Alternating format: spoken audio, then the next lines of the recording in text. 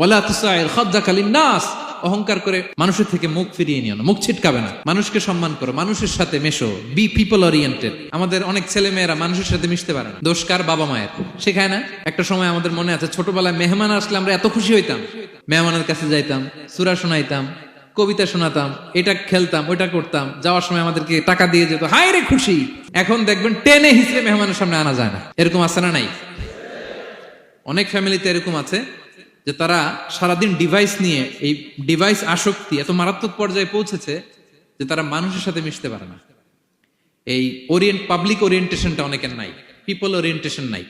অনেক ছোট বাচ্চা, মেহমান আসছে, তুমি একটু আসো, সালাম দাও, বসো, আসতে চায় না, বসতে চায় না, কারণ ওরা শিখানো হয় না। সারাদিন দিয়ে রাখছে কি হাতে? মোবাইল। এই জন্য ছোটবেলা থেকে আমরা যেন সামাজিক বানাই, বাচ্চাকে যেন শেখাই, বাবা মুরব্বীকে দেখলে সালাম দিতে হবে।